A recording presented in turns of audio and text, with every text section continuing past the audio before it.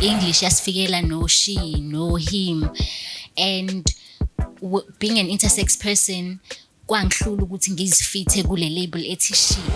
For umuntu intersex kungavela ukuthi intersex at birth ngokuthi ubulili bakhe kuhluke. So angithi the sexual development ishintsha twice, sometimes even more than that, because ngithi kusakhona no menopause. So there's many different sexual developments. Kungibize ngo he, kuhluphe bani, kunqume bani, kwabulala bani kanjani. It doesn't change anything. I wasn't fitting into the gender identity of a female as ulungile. And in order for me to exist in my authentic self, I had to let that go.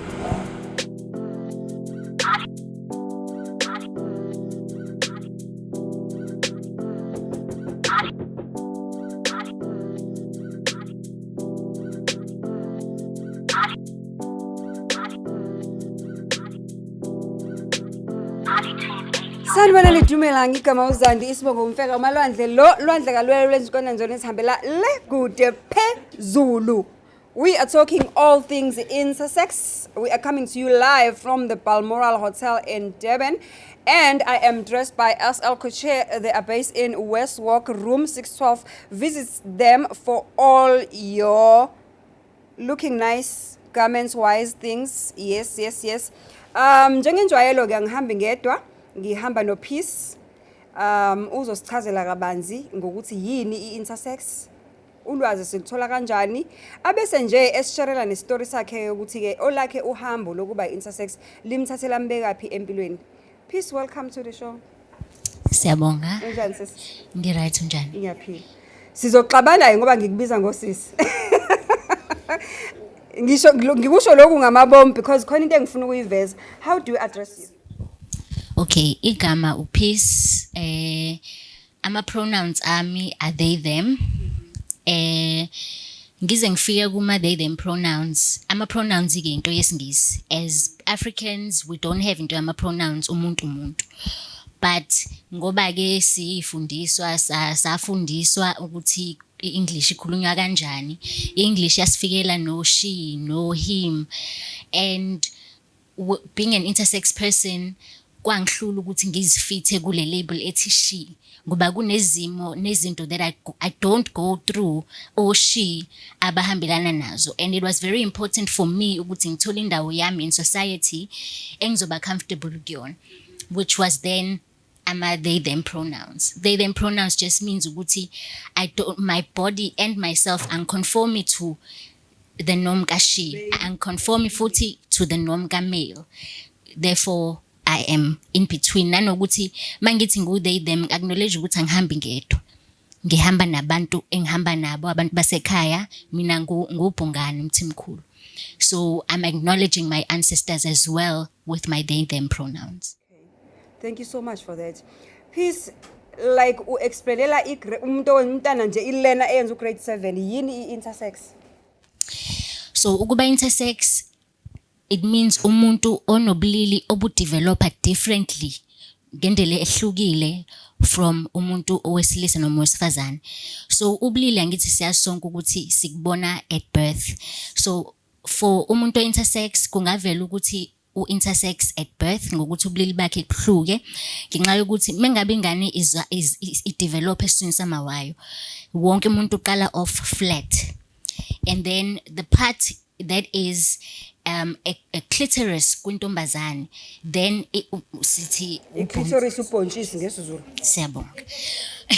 And then that part mengabe angithi kuba khona ama chromosomes nezinto ezenzeka ku DNA yomuntu as ingane ikhule eswini, ikhule the clitoris mekuthi ingane izobomfana, the clitoris grows out and becomes a penis. Then makuthi izoba umfana, the ovaries asuke ngaphakathi, they develop into testes, they come outside the body to make testes. So for ingane ezovela at birth ukuthi intersex, it means the process of development yama sex characteristics physically iyahluka mhlambe igcine ingaphelelanga ime the same way that mhlambe umuntu ozalwe nengalo emfishane. So that's how it happens mengabe umuntu ezovela at birth ukuthi they are intersex. So however, that process for other intersex people igcina ime kanjalo. Let's say okay, the development process was supposed to be umfana, but the changes only happen within. So angithi the sexual development ishintsha twice, sometimes even more than that, because angithi kusakhona no menopause. So there's many different sexual developments. So puberty hits and ngintombazane sengitsheliwe ukuthi kumantombazane kwenzeka 1 2 3 4 5 6.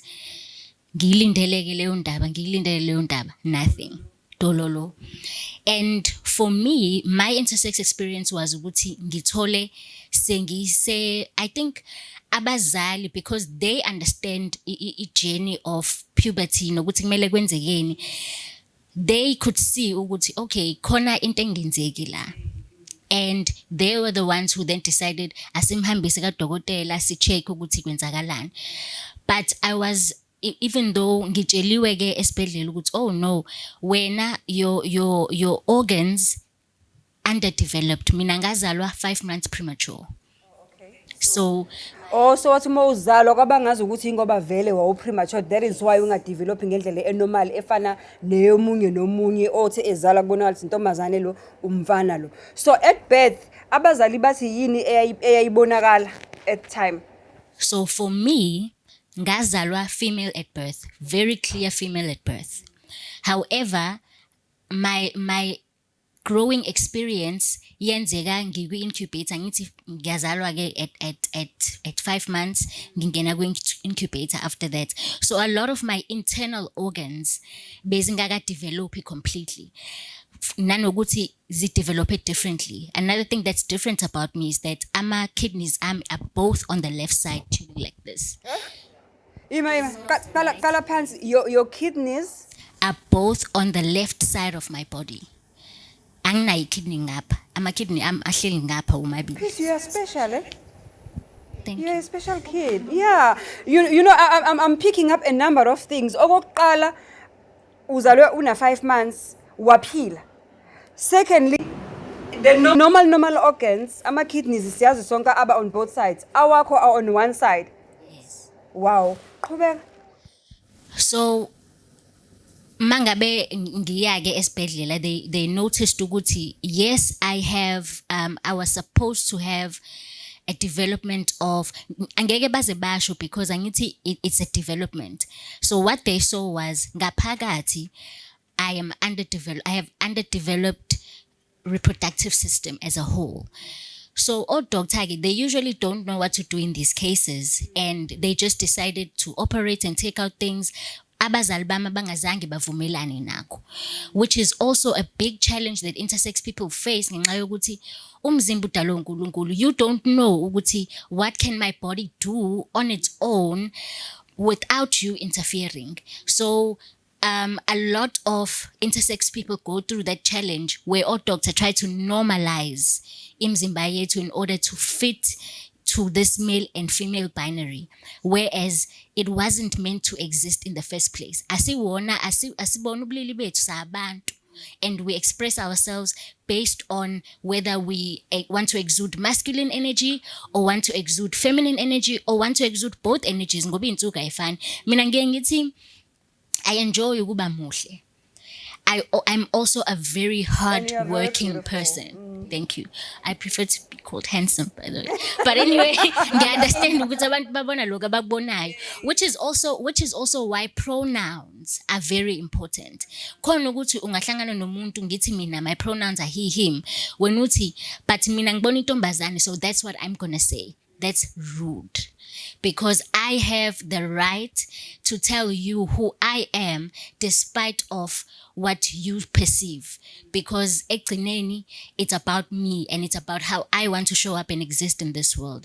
And if ngithi I prefer to be addressed in this way, it's not because I'm disrespecting anyone. Yes. But I am living the It's right. about you and what you feel comfortable to you. And so it's a progression eating a society to start getting used to, because ekugcineni we're all just people and we're trying to exist in a way as comfortably as possible.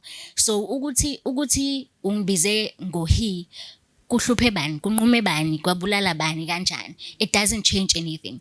Instead, it affirms me in order to be able to exist emhlabeni in a confident way. Because enye into angithi we believe ukuthi sihamba nama ancestors ethu, so angeke uzowazi ukuthi ngaleso sikhathi what is going on and who are you disrespecting, because I'm not just me lo mbona kanje, angihambi ngedwa. And as Africans, that's a very obvious thing isikhathi esiningi. So ngibuye ngixakeke abantu when they want to respect that and when they don't want to respect that. Kanti siyazi. So at this point, Peace, mhlampe uma ungasibeka esithombeni, if you are not comfortable to answer this, I'll completely understand. At this point, your parents took you back to the doctor because you were not developing ngendlela normal, and then back operator. What do you have? Do you have both vagina and the penis, or bakusika bakhipha okunye bashiya okunye? What is happening at this point? And ngifuna also as well highlight ukuthi ngifune ulungelo ngaze ngancama ku social media, because I know you as ulungelo. Does you changing your name into Peace have got anything to do, is there a relationship between you changing your name kanye nama developments enzeke emzimbeni wakho? Okay, so it's very complex ne indaba yokushintsha, because sibiza a transition. So okay, ngibuze imibuzo u2, so I'm going to answer them separately. I'm going to start with le yegama. So as I had said ukuthi, for the longest time my ID is female, everything about me is female, and so ngabona ukuthi okay, so right now I'm 35 years old.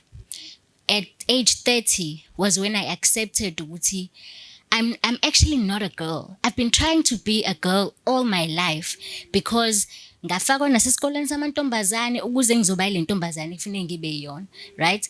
So at that time I realized ukuthi bengizenzela impilo nzima, and I had to let go of that identity. So khona into ekuthiwa it's called gender identity. So gender identity basically means the way that you present so that people identify you that way. I wasn't fitting into the gender identity of a female as ulungile. And in order for me to exist in my authentic self, I had to let that go. Amagama mephelele ulungile Peaceworth Maquba. Ngenhlanhla ke amagama monke ngiyawathanda. So uPeace was then the person omusha that I adopted to live authentically as umuntu who's not a female and who's not a male, who's just uPeace. So that's how that happened. And I also feel like a person who's also at peace with who they are. Yes. Okay. Yes. So that was the transition. And it's very, intabang I understand is that even though people know me nje vele nasekhaya bangazi okay ulungile ulu whatever, it's very triggering to be addressed by that, because angisayena loyo muntu. At that time bengizicindezela, trying to fit in. So Peace is like your freedom, your liberation. That's where you breathe. That's where you actually realize ukuthi I am this person and I am happy. Yes. Tell us about the intersections.org that you run. Kwenziwani? Okay. Sakhona lo wambuzo loya wesibili that I haven't answered. Oh yes, thank you. Okay. So the biggest misconception or the biggest belief about intersex people is that they have both. Intersex people don't have both. They have an underdevelopment of either a male sex or a female sex. It's never both. So a male will have an underdeveloped phallus, penis. So a sometimes izoba khona kodwa ibe incane, nokumuntu osifazane kube khona kube kuncane, noma kube khona like kuzwane mentioned kube khona inkomo kodwa ngaphakathi khona. Okay. So for me, I don't have a vaginal canal. So my vagina is not like everyone else's vagina. but it's a vagina nonetheless. So omunye umuntu who's intersex will have a penis and testes, but it's not going to be a penis and testes like every other male person. It's never both. So mangabe hlampe kuzothi okay, both. Sometimes it happens that internally a person is going to be born with an ovary and a testy, or ovotestes, where it's a testy and ovaries. I mean, biology is crazy. Anything can happen in DNA. So it's Same way umuntu ekwazi ukuzala angena ingalo engena inya kodwa uyaphila unoma like into angayenzi uyakwazi ngisho nokumitha azala ingane. exactly. So yonke into uNkulunkulu usuke yenza eyazi. So inkinga is that intersex people are not given a chance for their bodies to develop enough ukuze kuthiwe this is an identity, this is a gender, this is a people, and this is how they can procreate, this is how this and that can happen. That's the only issue. So intersections came through from realizing ukuthi really intersex people are in danger. There are a lot of harmful things that are happening emhlabeni nje. For example, African people believe, well, there's two parts of the world. Abanye believe ukuthi intersex people are a gift, abanye believe ukuthi intersex people are a curse. And abanye believe ukuthi uma ngabe uganga ngomuntu oyi-intersection uzoba nezinhlanhla, same way mo uganga ngesiphiwa.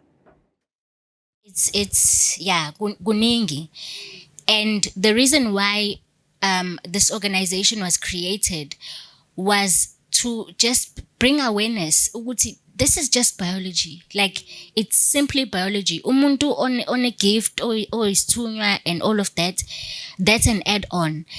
And we need to remove lawo stigmas for ama-intersex people in order for them to exist. Intersex people abanye bayahlukunyezwa. Umuntu ezalwa decide ukuthi akungcono abulawe ngoba uzophila kabuhlungu. Nobody has the right to kill. Angaze eBhayibhelini noma khona yini ukuthi umuntu mengabe, yeah, there's nothing like that. And in other places ku-West, ingane ezalwe intersex bayithatha bayibeka entabeni kuthiwa ayikhala izifi, just because a child is born intersex. And so there are many challenges even for an intersex individual themselves mentally. I don't think people understand the complexities of existing outside of the binary. Omunye umhlaba loyo, and you have to either be your own person uzicreatele wena ukuthi uzoba ubani, or you force yourself to live an unhappy life trying to be what the world expects of you. Ngenxa yokuthi there's only male and female, which is not a true reflection of God's creation. That's true. On this conversation, can I bring in Uzanele Nonhlanhla? Can you move to this table so that you can be closer to each other and share a mic? I'm picking up some things. Ukuthi there's a definition esihleze si assume thina sithi hayi kusho ukuthi because you are intersex kumele kube nenkomo, kumele kube netotolozi. Today I'm learning something new ukuthi it's not necessarily that, but it's an underdevelopment of either. Yes. So it's a difference in sexual development. It's a difference. So it's not an abnormality. It's not a disorder. It's not a sickness. It's not an illness. It's a difference. And sometimes those differences are not even physical ngokuthi ukubone. Those differences could be because of hormones. You could have high testosterone because your body is producing high testosterone. Yes. So there are many intersex variations, are more than 40.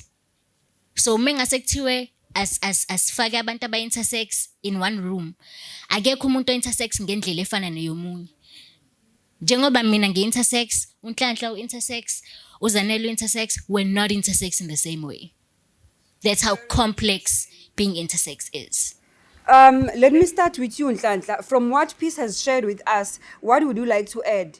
Because I iyang interest leyo ukuthi it development inkinga la inokudevelopa kwama parts kwama organs lawa angaphansi okwenza kuze ufikelele ekutheni kuthiwe we-intersex. What would you like to add? Because when I spoke to you earlier, I also noticed ukuthi now you've went through similar challenges. Nami ngadlule imini ezinzima kusho ukuthi mina njengoba ngishilo ekuqaleni ukuthi ngikhulisa njengomntwana wentombazane kodwa ngathi mase ngishintsha ngaba umuntu wesilisa kwamila intshebe body structure yami yashintsha Ama-hormones ayiphiki intombazane complete. ayiphika nje complete ngangiqamba amanga nje mangithi ngintombazane kubantu ngihambe ngithi hayi ngintombazane bethi ayiqamba amanga at least thani wigi yabo so ileyo into engiphila ngayo kodwa kokuthi mangathiwa ngikhuluma mhlambe ngingaphakathi mangiye ezibhedlela babe ngichecka bethi ngaphakathi umuntu wesifazane Uke wahlinzwa? ngeke ngahlinzwa baze bangitshela nokuthi uma ngathiwa ngibandakanye nabantu besilisa ngingenzeka ukuthi ngikhulelwe. Very interesting.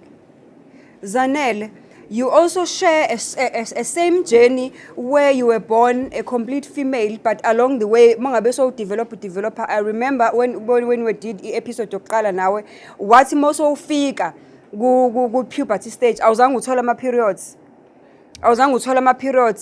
instead wagula. Into eyayingigulisa ukuthi kwasikhula amasende esiswini.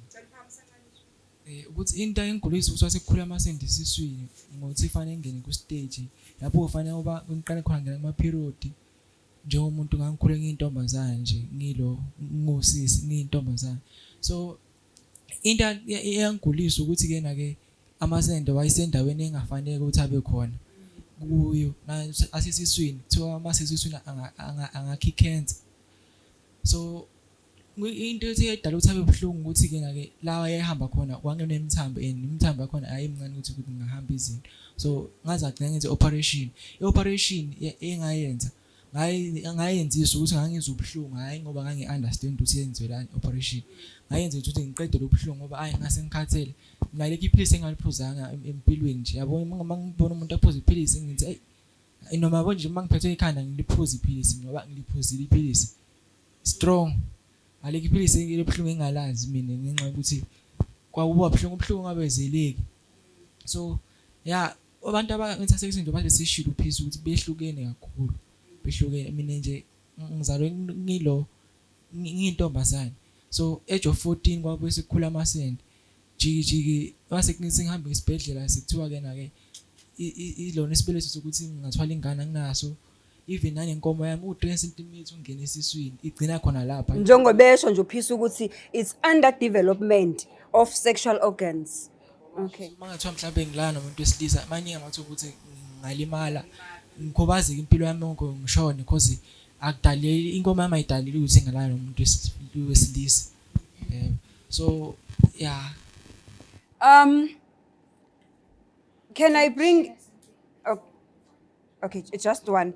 On this conversation, ngicela ukuthatha imibuzo indlela esoyithatha ngayo la ukhona phakamisa isandla so that ezokunote ubhuti akulethele i-microphone and then uPeace is going to have to say something abese sitshela ama-details akhe ukuthi utholakala kanjani because they do this intersex education.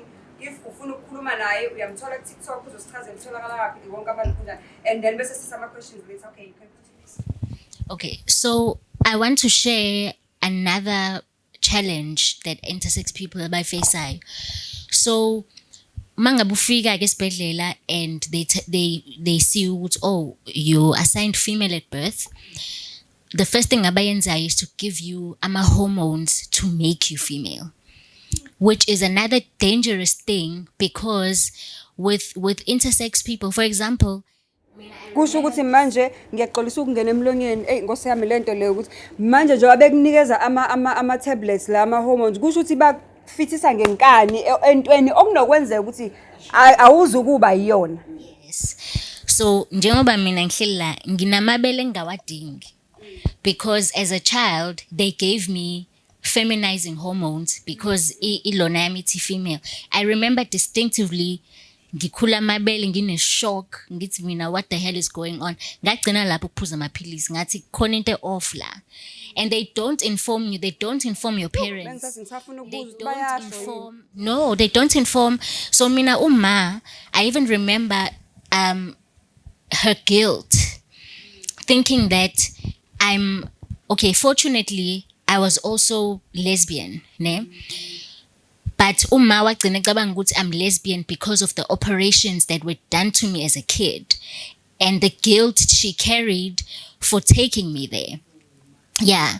And now it's a different problem because mangabe when I went through these surgeries bakhipha izinto lezi abayikhipha ngoba they're saying it's cancerous.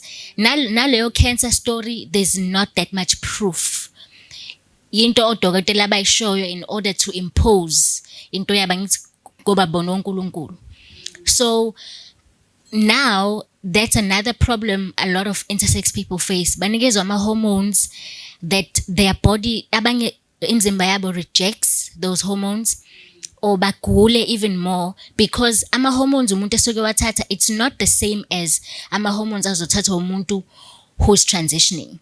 When you're an intersex person, ama-genes akho ne-detail yomzimba wakho ihlukile. So maybe uzonginikeza testosterone, umzimba wami ufunction differently, ngigule, ngibe nezinye izinto that I don't have because you've given me the wrong information.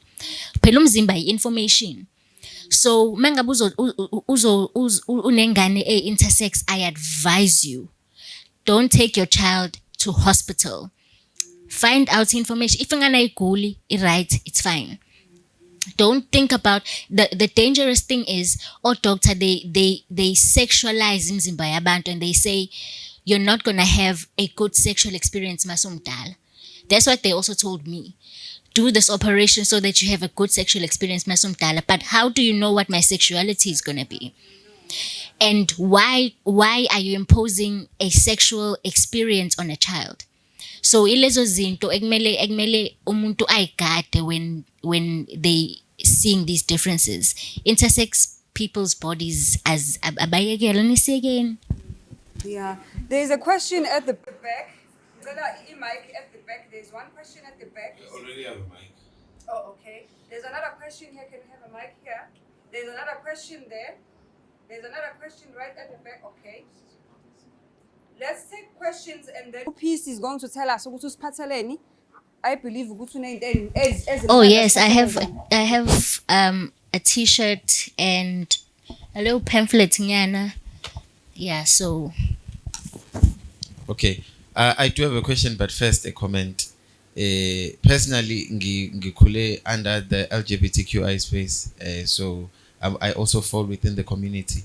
But to be honest, the I has always been a theory. I was sharing with Peace earlier because I've just met to Peace. Uguti, a lot of us know that they're intersex people, but we had never seen them before. For me, watching a podcast, Gazandi, Uzanele was the first person that I saw. And I know ukuthi mhlambe angifuni ukuthi kufike kabi ne ayi ngoba mhlambe ukuthi I think intersex people but deserve ukudabukelwa or in, but in indaba yazanele, it really broke my heart. Even manje it's abhlungu, like just think about it, because I mean yabona mukhula within the community there's a lot of hate, like also nanokuthi abanye abantu aba understand, like mhlawumbe amaphoyisa onesi like mofika bakubuza imibuzo efani. So I'm just thinking ukuthi kuba nzima kangakanani if usu intersex. Also nabo angeke ngiba blame nabo, I'm sure abazi aba understand, because kwayimina I grew up gay but into ebengayazi ne. So now also nanokuthi mhlawumbe angazi noma Peace ninayo yini le ye therapy ne counseling, but I would highly recommend it, because when ngimlalele khuluma I just trauma throughout the whole thing. And I was amazed how Zandi kept everything together. Like just listening to that thing was just painful. It was super painful. Now moving to the question, Oguti, if Kuguti, you know, ingane izali, because listening to Nhlantla, is it? Yes, listening to Historic Nhlantla, there's a point where I'm assuming there is a transition eyenzakalayo. Now this makes me ask myself questions ukuthi bayanikezwa yini ama-hormones, because now if kuukuthi umuntu uyatransitiona ngokwazi kwami basuke benikezwa ama-hormones okuyiwona ashintsha umzimba womuntu ukuthi ubukeke more either female or male, because like if I can take it estrogen, I think it's called estrogen, if I can take it now, kwayimina njengoba ngumfana nje ngingaba namabele nami imtshebe ngaphela, ngingaba nama hips, yebo ngina hips anyana ukuzalwa, but ngingaba nama hips somuntu wesifazane, yabo. So ngingaba nama hips somuntu wesifazane because of the intaking of the hormones. So my first question is the body change not because of mhlambe awekho inama hormones odokotela bawafakayo that I didn't get?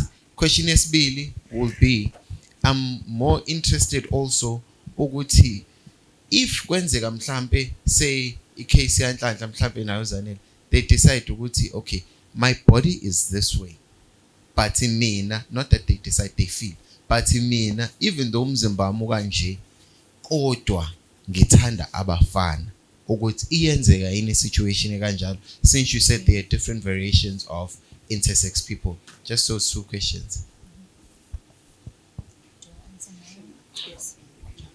Okay. So most of the questions begawanhlanhla.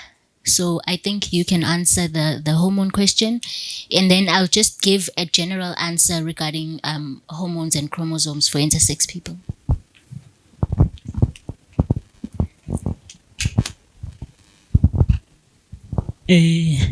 Ngizochaza mina angaze ngithathe umjovo noma something, angazi ukushintsha kwami ngashintsha 2015 ngangenza ugrade 10. Kwamina ngangimangala ukuthi kwenzakalani ngoba ngiyakhumbula sasize sithenga yonke into yokushefa, ayikho into esingayizamanga ngoba ngangifuna ukuthi ngihlale ngingana intshebe ngibukeke njengomuntu wesifazane. So yonke into yayizenzakalela.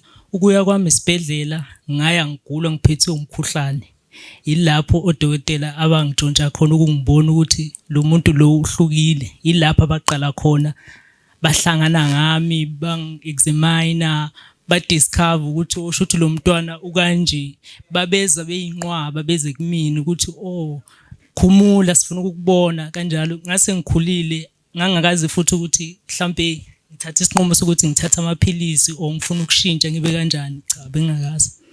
Nanokuthi ke umuntu o intersex makuziwa othandweni, mina nje angeke ngikhulumela abanye, mina ngiyaye ngithi ngathandana noma uba umuntu mangimthanda nje ngimthandile, angeke ngikhethe engaba straight, engaba lesbian, engaba gay, engaba bisexual, engaba transgender.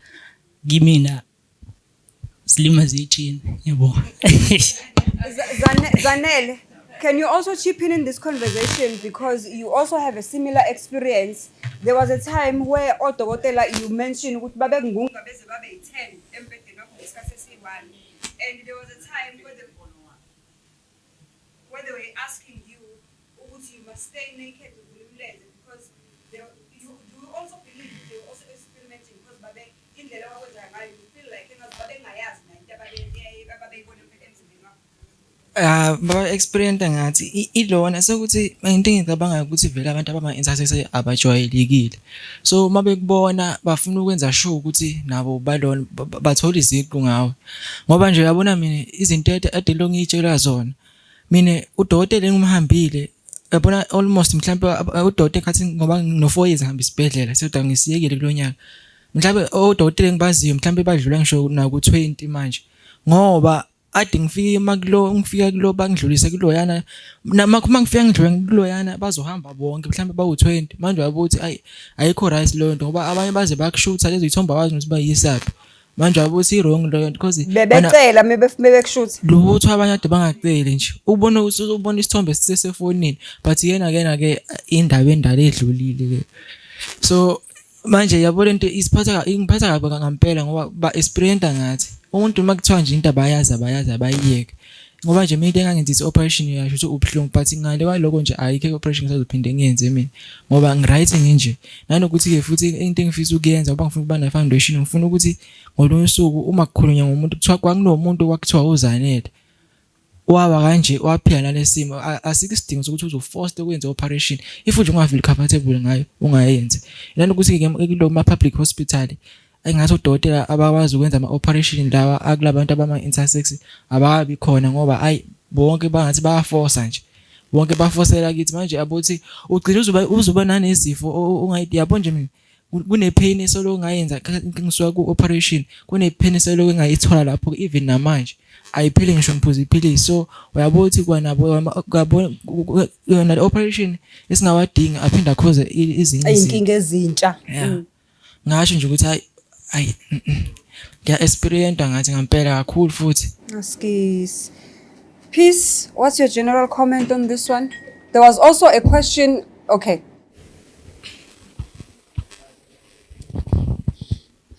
So the into ebengifuna ukuyisho to answer some of the questions that they wabuza is that other intersex people, they go through ukuthatha ama hormones because maybe ama parents are choose a particular gender for leyo ngane, but most of the time that's the case. Ngesinye isikhathi kuyenzeka ukuthi intersex bodies just develop ngendlela a develop ngayo naturally, because being intersex is a natural experience. Ayikho into wrong ngawe, uNkulunkulu ukuchoose ukudala ngaleyo ndlela. Yes. And into evele yenzeke is because odokotela bayitshela ukuthi benza what is desired by that person. Ukuthi okay, since kuthiwe female, lo muntu mase bekhula abangani bakhe bazoba namabele angabi nawo, afile left out. So asimnikeze lama hormones in order for yena ukuthi enze njani afite into this binary abamnikeze yona. But that is only because there's limitations. You can only exist in this and that way. So that is the problem. And then when it comes to sexual orientation for intersex people, a challenge because most intersex people are not queer. They are not in the LGBT community. Most intersex people are straight because umuntu suke umuntu nje. So sexuality, just the same way as any human being experiences sexuality, now ubona so attracted to somebody, it's the same with intersex people. So if an intersex person, for example, like if mina I was straight, they decide to okay, in order for myself to have a pleasurable sexual experience with men, so mele ngihambe ngiyenze operation ezovula my vaginal canal, which is a part of the process that some abantu who are transgender go through mengabe enza sex change. So an intersex person will then have to go through leyo process yokuthi okay, now I have to dilate and do a vaginal canal opening in order to welcome that experience. Abanye futhi have partners that welcome them as they are. So enye futhi yama conversations that a lot of intersex people don't go into, because intersex people are made to believe that they are not sexually desirable. Ngenxa yokuthi kunalama norms, ama lesbian afuna into yawo, ama gay afuna into yawo. So what do intersex people have to give, you know? So open room for us. At this point ngicela ukwenza kanje. Ngicela uze lo mbuzo khona umunye bowulapha ya. Ngicela kuqale lo ulandele lo wa, ngicela le tafula beliphakama leyo phaka. Yes, shoots with a question. Umbuzo wami bengifisa ukuthi ngibuze lapha kubafowethu ukuthi uma besendlini encane mhlambe kukhona abanye amajita bazizwa kanjani, ngabe babalinda bephume noma mhlawumbe bayakhuleka nabo amajita na? Uyabona ngi-challenge enkulu, yabo nje mina ngami i-challenge enkulu engiyifesayo leyo ke, ngoba kuyenzeka ukuthi okay cause ngisebenzisela elamajita ve toilet. Okay, thola ukuthi kena ke kunalama cave la uthola mhlawumbe umfana uqhama mikhona, wena thola ukuthi lapho kufanele uhlale khona ayikho indawo. Lo ntsha basithe ngasitha mhlawumbe asithe i-toilet eblockekile, so ukuthi ayikho indawo, so uyapanisheka wena ugcina uzungene ngale kubantu besifazane. Abantu besifazane ke bagcine baze basiqwase, but ke into engingayinotice eindaweni ezinye kuyenza ukuthi uthola umuntu wesifazane nomuntu wesilisa bashela ama toilet, but ke mase kubonakala ngathi ngesike ama toilet abantu besifazane siyathuka. Ngikhumbula kahle ngingangi-admitwe eNkosi Albert, kwazi wabiza ama security wathi lo sisi ngifuna ukumdlingula mina, kwazi kuthiwa ngigumule phambi kwabantu. kodwa ke lokho ngangabi ukwenza kwabizwa ama-security kwangathi kuze abanye bathatha amavidiyo ngokuthi yena athi lo sisi mina bengifuna ukumdlengela ngoba ngingene ethoyilethi amantombazane ngoba ebafanini ngangena ngathola ithoyilethi leli elokuhlala uthoyilethi liblockekile so siba ne-challenge enkulu kakhulu khona isikhathi ukuthi nje fanele siye-toilet ngiyafisa ukuthi ngolunye usuku mhlawumbe ihambe mhlawumbe ngingenele iy'nkampani ey'nkulu basakhele nje ama-toilet ngoba singawashera si-LGBTQI sonke sinendaba because siya-understandani than ya kuze ile nto ibuhlungu ngempela umuntu uyabona wangibukanisa nabantu ababengakanani abantu base bathatha nje namavidiyo. And that's against your human rights ukuthi you can just be asking nje ngoba naku wena u-different kuthiweneka nje private party yakho uprove ukuthi ungayili ukomdlwenguli. Uyabo yiyo leyo nto leyo ukuthi yabona abantu abanye aba-understand impilo yomunye umuntu mazi ukuthi uma-understanda yena nje no-right ngoba yena uyena o-right empilweni kusho ukuthi sonke is-right understanda neside lomunye umuntu ngoba asifani. Alright, ngicela lo ambuzo uze ulandelwe yilo. Ngicela abakwethu masibuza sithi qaphu ngoba isikhathi sethu sesizosishaya. Oh, sanibonani wesibili. Mina ngicela ukubuza lapha phambili lapha lapha. Uthi lolu uhlangothi lomthetho ngoba kubuya ngathi kune-negligence izinto lezi ezenzekalayo kunina mekuthiwa niyenza ama-operation. Mr kanjani ngalapho? Mawenza operation kukhona amaphepha wasayinayo. Mawusase under 18 kuba khona umzali. Mawusu over 18 uyithathela wena inqumo engingakusho ukuthi thina siyabasaba odokotela manje udokotela mayengathi lehlo lakho likhiphe uyalibovu kanjani uzovuma vele ukuthi likhiphe akalikhiphe so ayikho imibuzo eba khona nathi sisuke senzele ukuthi mhlambe khona impilo ezoba ngcono noma khona ushintsho ozoba ngcono siyasaba ngoba bona bafunde kakhulu kanti ekugcineni kokho konke kusuke kungahambi kanjalo kanti futhi ushayana nokuthi wasayina wavuma ukuthi uzoyenza le operation so angeke uzubuyele emuva uthi ubabophisa. There is a question here, yes. There is also a question there inganeni zami at the back. Ngicela nibanike i-mic. Ngicela sidlulisele i-mic. Okay, angilazi igama lika Okay, umbuzo wami uzoba ngihlahla okanye uninonke ni. I-question yami ithi uthe wena ungathandana noba ngoluphi uhlobo lomuntu so mangabe ungena ebudlelwaneni uyamtshela noma uyenze njani o nenze njani umtshela senithandana o mase kufika kulokho ke ngiyaye ngimtshela umuntu ngangiganga kuqala ngingamtshela umuntu ngimenza ukuthi akheje khathe ngikasahamba kodwa ngabona ukuthi ku dangerous lokho umuntu sengiyamtshela ngimtshela ukuthi uyifaka kwini kuzoba kuyo ukuthi wenza kanjani uyaqhubeka noma akaqhubeki ngoba ilokho. Thank you. There is a question there kulela tafula. Yebo ukubuza ukuthi since usuke une-ovary then uphinde ube nama-testes ungakwazi ukuthi i-fertilization yenzeke within you since you can produce both hormones ukwazi ukuthi uzizalise uzale ingane ube umama nobaba wengane yakhe kuyakwazi ukuthi kwenzeke lokho.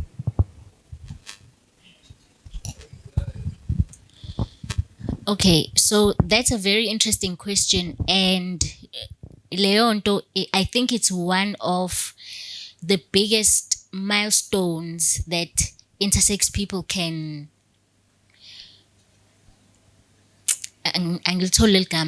but I believe ukuthi odokotela bangakwazi ukuprove ukuthi lokho kungenzeka.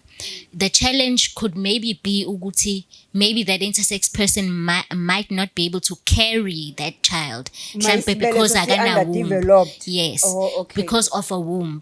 But when you take ovary yakhe utest amaqanda and they work, you take the semen kuleyo testes and they also work, I think it can be possible. But I'm no doctor and ileyo nto nami engisafisa ukuthi iprove in life that intersex people can procreate as one human being. That would be as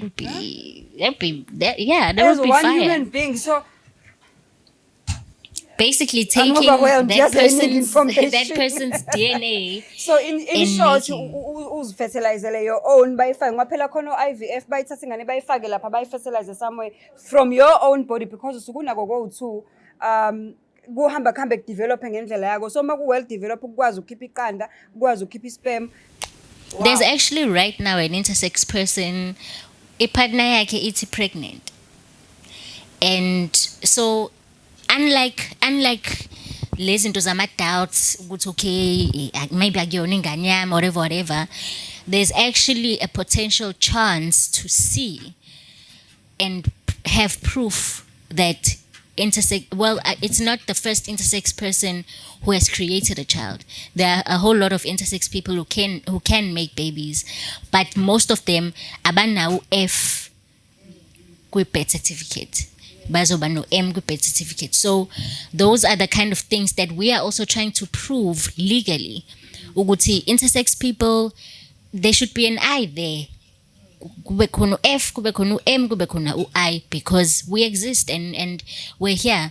And when it comes to mase ngiphendula umbuzo ka bhuti bebuze eqaleni ukuthi are there any mental health services? So we recently communicated with South African Depression and Anxiety Group and educated them about intersex people, so they are aware that they can be intersex people as clients. Yes, for parents, for siblings of intersex people, and so there are channels like that. Government constitutionally kukhona ukuthi ama intersex people have rights. There's also resolution 552 which is for the promotion and protection of intersex people. So we recognize government, we've done the work. The organization that I work for is Iranti, ne Intersex South Africa. They've done the work of making sure ukuthi ama policies I recognize abantu aba intersex, so ungakwazi to legally challenge a doctor for any decision angazamugenza ngomzimba wakho, or if they do anything wrong for your child or yourself, you can be able to challenge them because the government does recognize intersex rights. Okay. Khona into ezimnandi siphathele zona. I don't know how you are going to do it. Open buzo. Oh, okay. Sorry, I did not see them. Okay, sanibonani.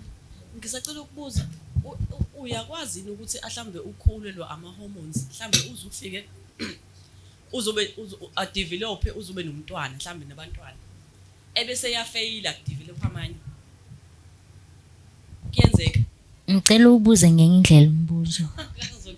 Mhlambe ukhule wena uyitshela ukuthi umuntu wesifazane ube umuntu wesifazane uzobe nabantwana mhlambe ebese lo ma hormones akhe afeyile mhlambe bese udevelop umuntu wesilisa kuyakwazi kwenzeka kanjani? So umbuzo wakho mhlambe ngingawu-understanda kabili. Akwazi ukuthi you can be a female with female hormones and having the whole female experience kanjalo iphelele. The only way you can change from that is if you are transitioning ngamaphilisi to change from, and that's called transgender. So that's different from intersex. Ukuba intersex is a natural experience that happens ngomzimba wakho naturally. Mangabe bakhona abantu who transition where umuntu is born male, experiences the male experience, but I realize ukuthi actually mina I am a female person and I'm existing in a body that is not female, and I need to do this and this and that in order to feel more like myself. So bese ngiyahamba ke ngiyothatha amaphilisi in order for me to develop boobs and softer skin and yonke leyo nto. But that's a completely different experience. That's being transgender. Okay. Okay. You were going to give away some things? Yes. So I have a pronoun t-shirt, Lana. Unfortunately, it's only a they them t-shirt, and I want to give it to someone who can explain to me ukuthi what does it mean to be they them. Zayiningi impendulo naye. Okay, noma sithi umuntu ongangichazela ama pronouns. What does it mean pronoun she her, he him and they them? So ngizovumela wonke umuntu aphendule and then lo ophendule the most, yes. She her, he him and they them, but ebalekile ukuthi ungichazele u they them. Okay. They them. So, zoqala ngo she him ne. She him umuntu who identifies within lama gender norms as now, like a male no female, or untombazana nomfana, right? And then bese kuthi u they them umuntu onga identify no male no female kodwa o identify ngizothini angithi nobuningi because akazibizi ngomuntu oyedwa ne because I don't want to bring the spiritual aspect of it because bakhona they them that don't believe in ancestors yabo abangakholelwa emadlozini na yonke lonto leyo but akaziboni in a singular form kuthiwa yini akaziboni ewumuntu oyedwa or ebunyeni uzibona ebuningi and then bese kuba khona laba abanye not they them it Yeah, non-binary. ubani Non-binary. yes labo abazifaki kulaba o they them o bani they bathini bathi abaconform kulezi zinto lezi labo they them no he she no bani so yangazi lawo mathathu kuphela. Thank you. Naye impendulo ngala.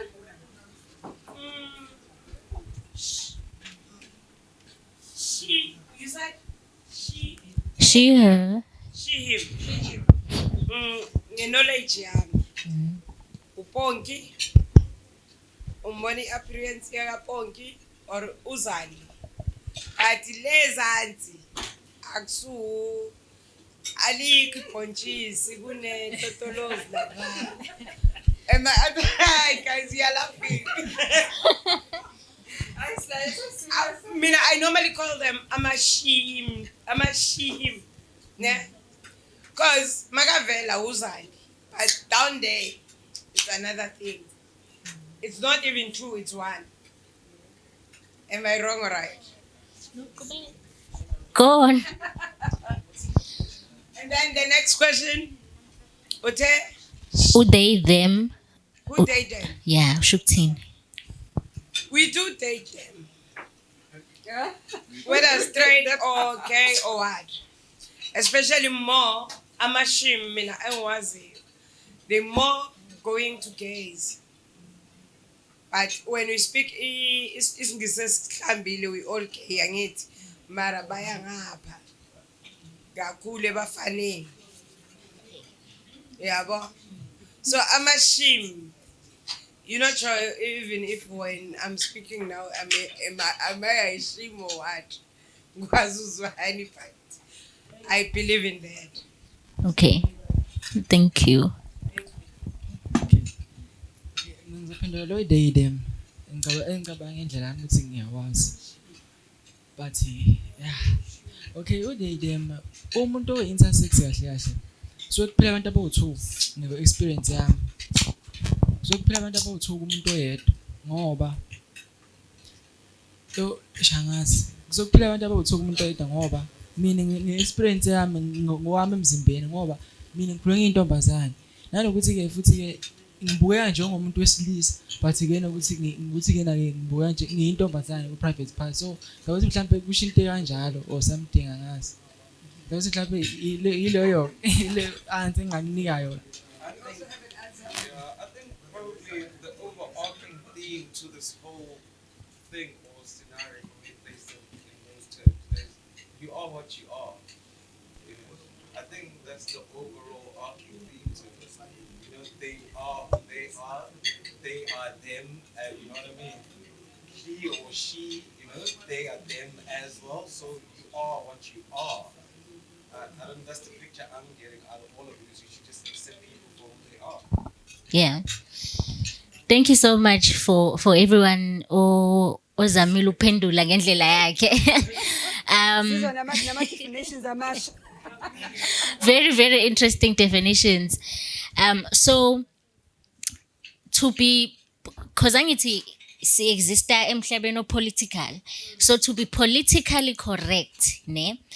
Ngizophinde ngichaze, and then I'm going to give the t-shirt to umuntu engifila ngathi uyasideserve and uzosigqoka.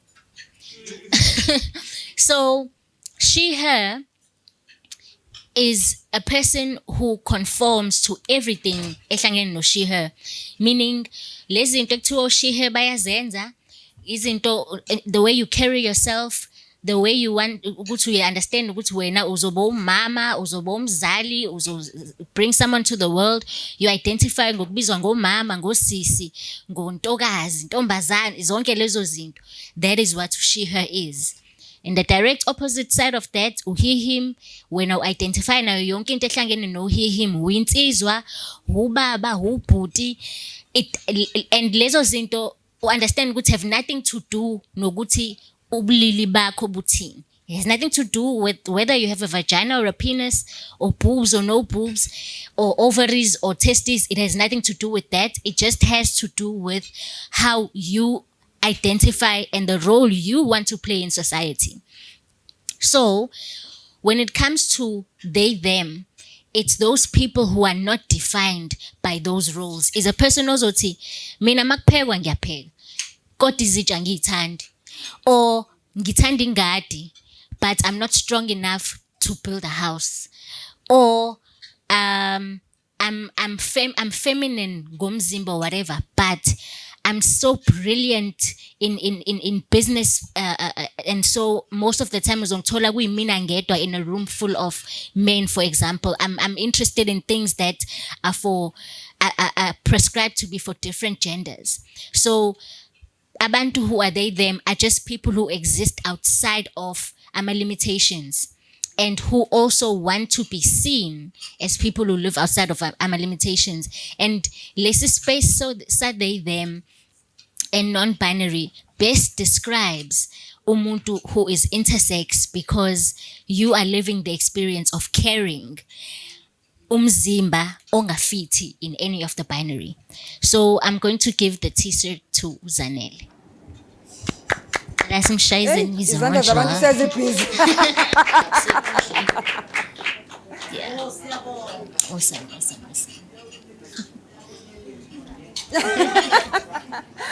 Okay, at this point in time, ngicabanga ukuthi it's safe for me to say thank you to everybody for coming through.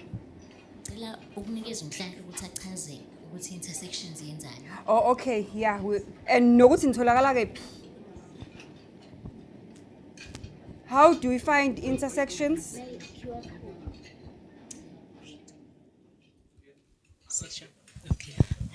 I-intersections i-organization enamalunga angama-intersex, ama-families wabo, nabantu abasupportayo abantu abangama-intersex bengajoyina. Inhlangano yethu, inhlangano engenanzuzo, siyafilima ke nathi ama-intersex ashare iy'tori zawo, lezo y'tori zawo sisabalalise. Ukuyisabalaliseni kwethu ukuthi sifuna ukuthi nosekhaya o-intersex ocabanga ukuyigugulisha, maybe ukuthi afuna ukuzithola ukuthi kahle kahle kwenzakalani ngaye, akhona ukurelate ey'torini zabantu abahlukene. Sibaningi-ke sikhona eswenza umsebenzi lowo, akhona ukubuka, nanokuthi abantu-ke laba abashira iy'tori bebe namandla, bebe nepower ey'torini zabo. Siqeda lento yokuthi abantu bethi kudliwa imali ngey'tori zabo, umuntu athi istory sami senza imali, yonke leyo nto leyo. Siyatholakala ku-Facebook, siyatholakala ku-Instagram, Twitter, yonke into uzokhona ukuthi uyifollowe intersection.org. Umsebenzi esesiwenzile ke thina ke organization yethu ukuthi siphumele emphakathini singahlali sodwa ngoba thina nakho sesitholene sodwa bese sesiyahlala ema-ofisini sibukane sodwa. Into esiyenzayo ukuthi senze ama-community engagement sesiwenzile aphumelela amabili. Eyokuqala esenkomazi eMpumalanga, eyesibili yaba seNewcastle uyi-hometown yami ilapho engakhona khona ukuthi ngiphumele ubala ngokuba intersex. So sihambe sifundisa abantu, abantwana, abadala, yonke into. Uhambo lwethu-ke ngonyaka ozayo sifisa ukuthi engathi singanqonqoza kakhulu ey'kolweni, senze i-hashtag ukuthi singena kuzo zonke iy'kole ngoba sinokukholelwa ukuthi sifuna ukusiza abantwana aba-intersex abasey'kolweni, sifuna ukusiza i-staff esisebenza ey'kolweni, ngaba othisha, ngaba nabanye abalekeleli esikoleni aba-intersex bebe comfortable beyazi le ndaba sihambe siyixoxa. So ngiyabonga kakhulu.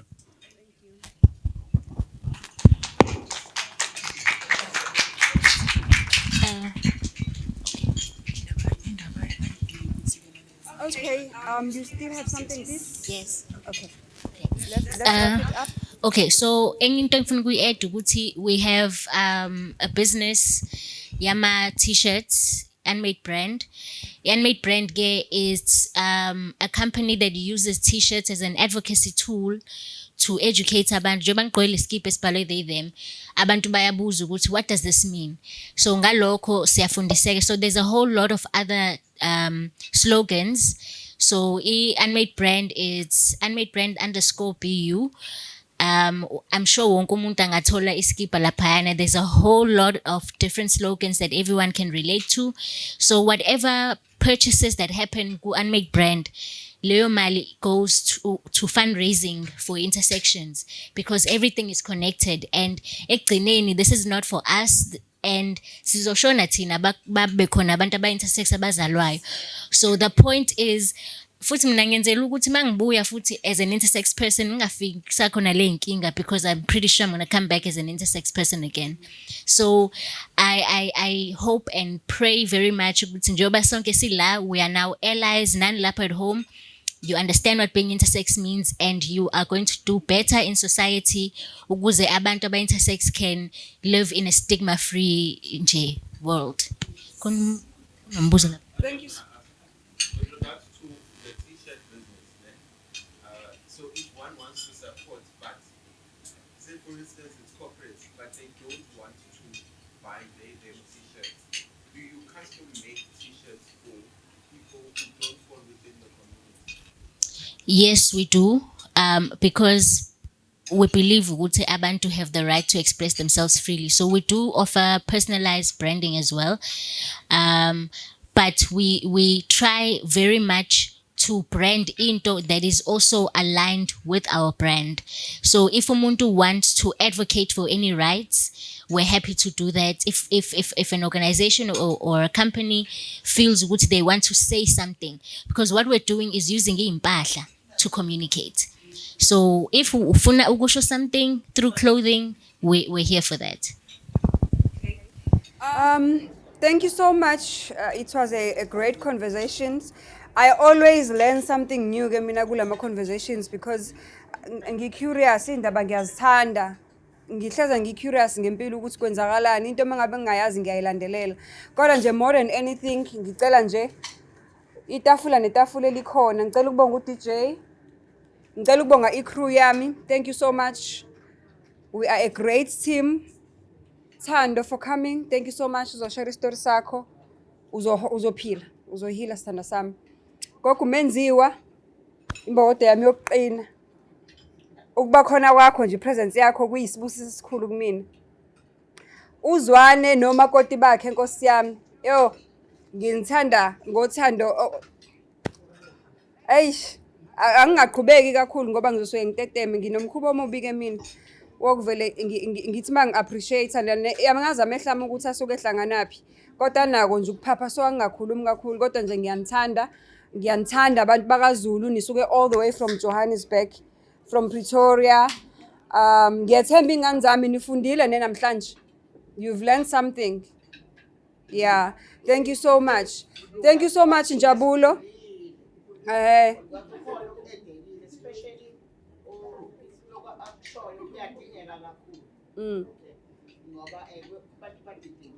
Yes.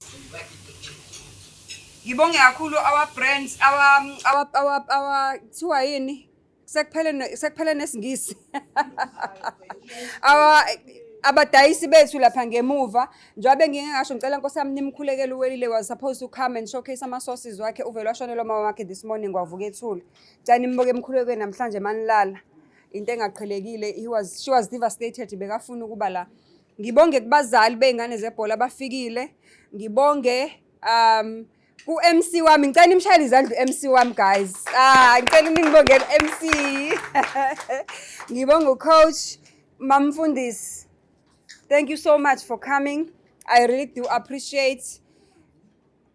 Abanikelile intersections.org ixhasile kule event ngiyacela isicelo sami ukuthi ngiyacela abantu abakwi community noma ngabe awukho kwi community uma curious nje ufuna ukwazi ngecommunity unendlela yokulekelela akusho ukuthi kufanele ukhiphe imali angifuni imali Mawune venue ngelinye ilanga wozo uzohost Zandi likhona ivenue letha abantu because naba office they are willing to teach nayo organization inayo information Zandile bring the cameras sometimes you don't even need cameras I feel like sometimes abanye abantu ama cameras aba intimidate ngelinye ilanga we don't need cameras masine venue sine space i-catering isegazini kumina nganiphekela nami nginiphekele nibe nikhuluma ngapha as long as abantu bazofundiseka ngezinto esizibona emphakathini kungabi khona umuntu ozobe yaphinda sokole ngenxa ukuthi uintersex kungabi kube khona umuntu ozophinde afe ngoba na kuthiwa LGBTQI or what it's unfair and it's against human rights if udokotela nje okwasika ingane